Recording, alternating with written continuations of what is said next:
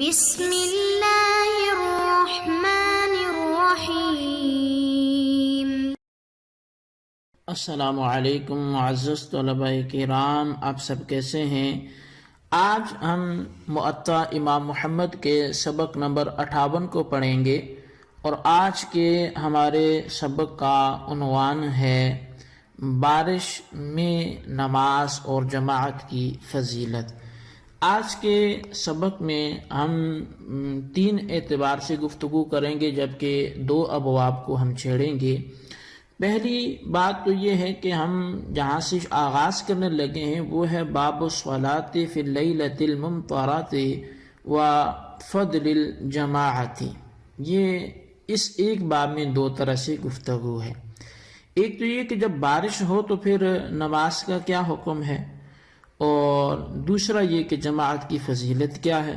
لیکن اس کے ساتھ ہی ہم اگلے باب کو پڑھیں گے، اور اس باب میں جو ہم تفصیلی کلام ہے وہ آئندہ درس میں کریں گے۔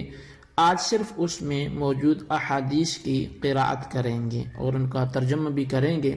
اور آئندہ جو باب ہے وہ ہے باب قصر الصلاۃ فی السفر، کہ سفر میں نماز کو قصر پڑھنے کے حوالے سے باب۔ تو بہرحال ہم پہلے باب کی احادیث پڑھ کے اس پر جو کلام ہوگا وہ کریں گے، اور اس کے بعد دوسرے باب کی احادیث پڑھیں گے، اور ان پر جو کلام ہے وہ آئندہ کے درس میں بیان ہوگا۔ تو امام محمد رحمۃ اللہ علیہ احادیث لکھتے ہیں، فرمایا کہ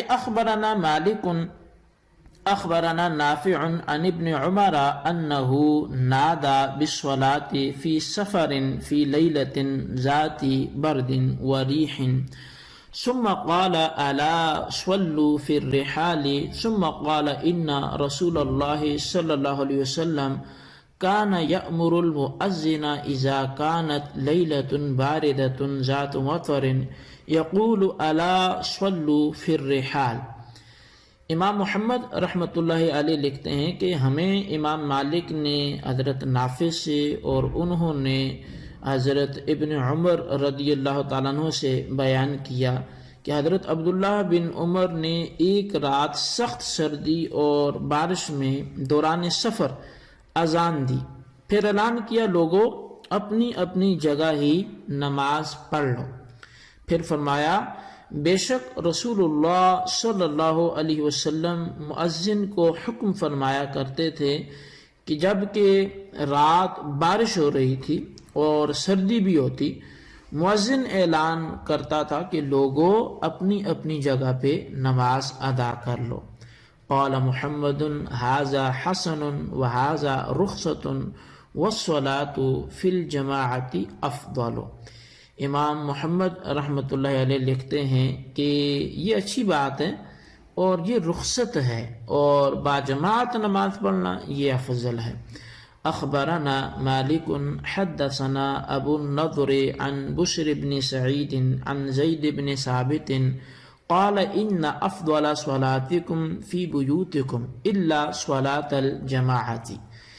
امام محمد لکھتے ہیں کہ ہمیں امام مالک نے ابو نضر سے اور انہیں بشر بن سعید نے حضرت زید بن ثابت سے خبر دی، فرمایا کہ فرضی نماز کے سوا دوسری نمازیں گھروں میں ادا کرنا افضل ہے۔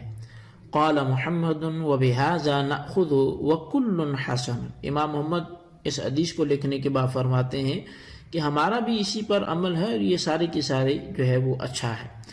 اخبرنا مالک حدثنا نافع عن ابن عمر قال قال رسول اللہ صلی اللہ علیہ وسلم فضل صلاة الجماعة على صلاة الرجل وحده ب27 درجہ۔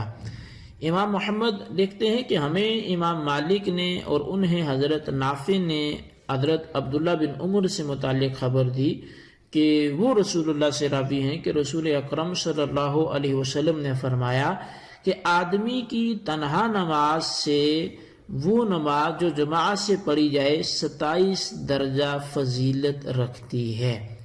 یہاں پہ آ کر یہ احادیث کا سلسلہ ختم ہوا، لیکن ان احادیث میں بارش کے وقت گھر میں نماز ادا کر لینے کی اجازت دی گئی ہے، اور ایسا کرنا بالکل جائز ہے کہ جب بہت سخت بارش ہو اور مسجد تک پہنچنا یہ باعث تشویش بن گئے، لیکن افضلیت اسی میں ہے کہ نماز جو ہے وہ باجماعت ادا کرے۔ امام محمد نے لکھا کہ یہ رخصت ہے، یعنی جیسے سفر میں روزے کے حوالے سے رخصت ہے کہ نہ رکھے، لیکن رکھے تو آج کل کے جیسے سفر ہیں۔ اب پہلے کے سفر کتنے مشکل ہوتے تھے، پیدل سفر تھے، تو آج اب کوئی اے سی میں بیٹھ کے سفر کرتا ہے اور اچھی گاڑی ہے، اچھی سیٹ ہے، سب کچھ اس کو میسر ہے، کوئی اس کو تنگی نہیں ہے، تو اب اتنا سیفلی وہ سفر کر رہا ہے، اطمینان سے کر رہا ہے، کوئی اسے تنگی نہیں ہے، تو افضل تو اس کے لیے یہی ہے کہ وہ روزہ رکھے،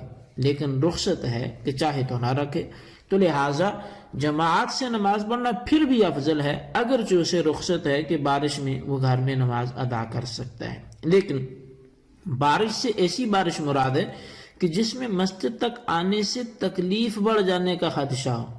اسی طرح آندھی ہے، طوفان کی وجہ سے نقصان کا خطرہ ہے، تو گھر پہ نماز ادا کرنے سے گناہ نہیں ہوگا۔ معمولی سردی یا معمولی بارش جس سے کسی قسم کی نقصان یا تکلیف کا احتمال ہی نہ ہو، بلکہ موسم کو انجوائے کرتے ہوئے لطف اندوز ہوتے ہوئے باہر بیٹھا ہو اور مسجد کا وقت ہے تو کہے نہیں گھر میں پڑھنی ہے، تو ایسی صورت میں گھر پر نماز پڑھنے کی اسے بالکل اجازت نہیں ہوگی۔ بہرحال نماز باجماعت یہ تنہا نماز پڑھنے سے فرمایا کہ 27 درجے زیادہ فضیلت رکھتی ہے، اس لیے جماعت والی نمازیں جیسے 5 فرضی نمازیں ہیں یا عیدین ہیں یا جمعہ ہے یا نماز جنازہ ہے، تو یہ گھر میں ادا کرنا افضل نہیں ہے۔ ان کے سوا جو دیگر نمازیں ہیں جیسے سنتیں ہیں، نوافل ہیں، وتر ہیں، وہ گھر پہ ادا کرنا افضل ہے، کیونکہ سرکار تو عالم صلی اللہ علیہ وسلم ان نمازوں کو اکثر اپنے کاشانہ اقدس میں ہی ادا فرمایا کرتے تھے۔ لیکن اس سے یہ مفہوم نہیں لیا جائے گا کہ ان نمازوں کی مسجد میں ادائیگی ہی درست نہیں ہے، بلکہ گھر پہ ادا کریں تو افضل اور مسجد میں ادا کریں تو جائز ہے۔ تو بہرحال یہ اس باب کے تحت جو گفتگو تھی ہماری وہ یہاں پہ آ کے اپنے اختتام کو پہنچی۔ اب ہم احادیث کی طرف بڑھتے ہیں جو سفر کے حوالے سے ہیں، تو باب ہم اگلا شروع کرتے ہیں۔ باب قصر الصلاۃ فی السفر، یہ باب ہے سفر میں نماز کو قصر کرنے کے حوالے سے۔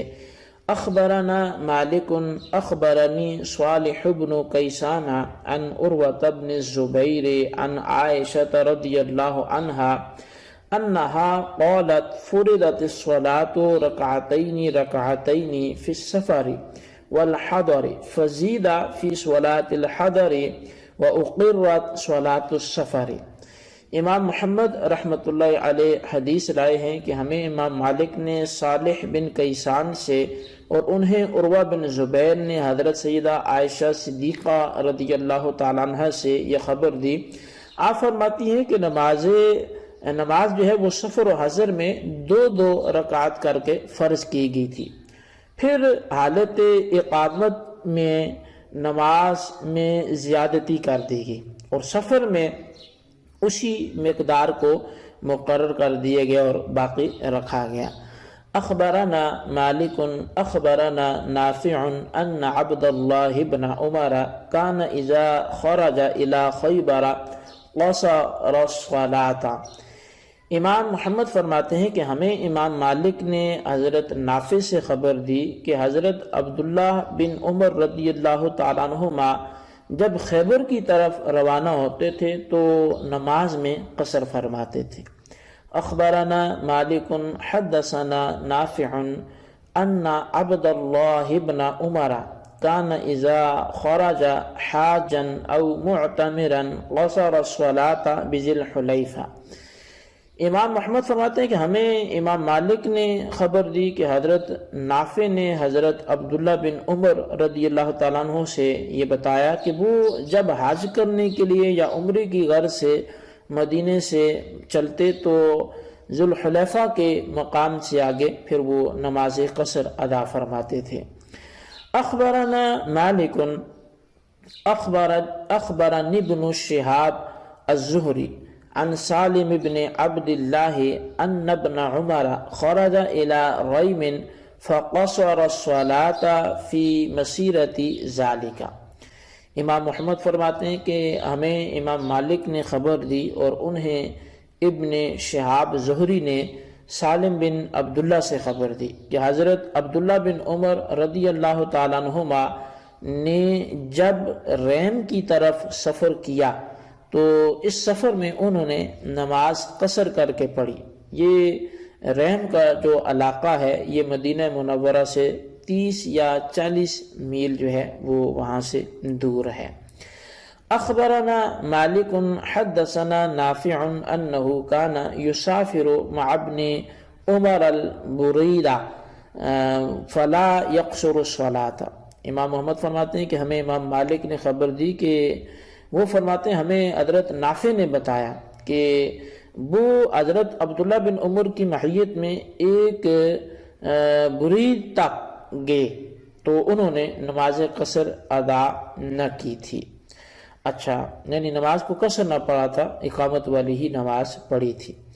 قال محمد اذا خرج المسافر اتم الصلاة الا ان يريد مسيرة 3 ايام كوامل بسير الابل ومشي الاقدام فإذا أراد ذلك قصر الصلاة حين يخرج من مصره ويجعل البيوت خلف ظهره وهو قول أبي حنيفة رحمۃ اللہ علیہ۔ امام محمد احادیث کے لکھنے کے بعد جو ہے وہ اس پہ کلام کرتے ہوئے فرماتے ہیں کہ جب مسافر نکلے، یعنی مذہب حناف کیا ہے کہ جب مسافر نکلے سفر شروع کرے تو وہ اس وقت نماز پوری ادا کرے گا۔ ہاں، اگر 3 دن کامل مسافت کے ارادے سے نکلے اور وہ مسافت اونٹوں کے چلنے یا پیدل چلنے کے اعتبار سے ہو تو جب اس قدر مسافت کا ارادہ کرے گا تو اپنے شہر سے نکلتے ہی اور اپنے گھروں کو اپنی پشت پر کر لینے کے بعد وہ 2 رکعت نماز ادا کرے گا، اور یہی قول امام اعظم امام ابو حنیفہ رحمۃ اللہ علیہ کا بھی ہے۔ اچھا، اب ان احادیث سے چند باتیں جو ہیں وہ ان آثار میں روایتوں میں مذکور ہیں۔ پہلی یہ کہ ابتداً سفر و حضر میں 2 رکعت فرض تھیں اور بعد میں سفر میں تو اتنی ہی رہی لیکن حضر میں بڑھا دی گئیں۔ صرف صبح کی نماز ویسی کی ویسی ہی رہی، اس میں کوئی تبدیلی نہیں ہوئی، یعنی ایسا نہیں ہے کہ پہلے 4 تھی تو پھر 2 کر لی گئی، بلکہ پہلے سفر و حضر میں 2 فرض ہوئی تو حضر میں اس کو بڑھا لیا گیا۔ دوسری بات یہ کہ سفر شرعی میں حدود شہر سے یا اپنی جائے اقامت سے نکل آنے کے بعد قصر نماز وہ شروع ہو جاتی ہے۔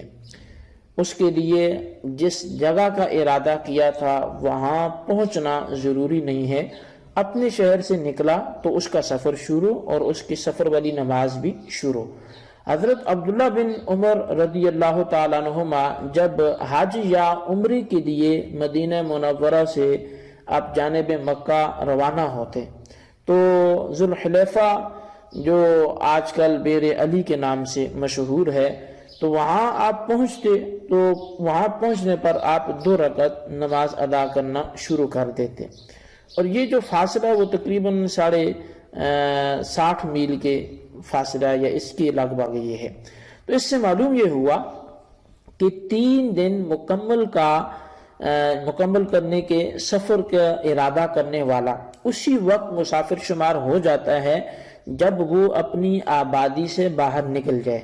اسی طرح مقام رحم پر حضرت عبداللہ بن عمر کا نماز قصر ادا کرنا بھی اسی طرف اشارہ کرتا ہے، کیونکہ یہ جگہ بھی 30-40 میل کے لگ بھگ ہے، جو 3 دن مکمل سفر کا فاصلہ نہیں بنتا۔ تو نماز قصر کہ وہاں پہ پہنچ کر ادا کرنا، تو اس کا مطلب یہ ہے کہ وہ گھر سے نکلے تو ارادہ تو دور کا تھا، لیکن چونکہ گھر کی آبادی سے تو باہر آ چکے ہیں، تو اب ریم چونکہ ان کی آبادی سے باہر ہے تو اس لیے وہاں آ کر انہوں نے جو نماز ادا کی وہ سفر والی ادا کی۔ تو بہرحال حاصل یہ ہوا کہ جو مسافر ہے اس کی سفر جیسے اس کے اپنے علاقوں سے نکلے گا، اپنے گھروں سے دور ہوگا، تو اب اس کی نماز جو ہے وہ قصر والی شروع ہو جائے گی، جائے اقامت آگے جو ہے جہاں اس نے ٹھہرنا ہے وہاں پہنچا ہو یا نہ پہنچا ہو۔ تو یہ ہمارا آج کا سبق تھا، اس کو اچھی طرح سمجھیں، اس کو خلاصے کو اپنے رجسٹر پر لکھیں۔ اللہ تبارک و تعالیٰ سے دعا ہے جو کچھ ہم نے پڑھا سنوں سے یاد رکھنے کی توفیق نصیب فرمائے، آمین بجاہ النبی الامین صلی اللہ علیہ وسلم۔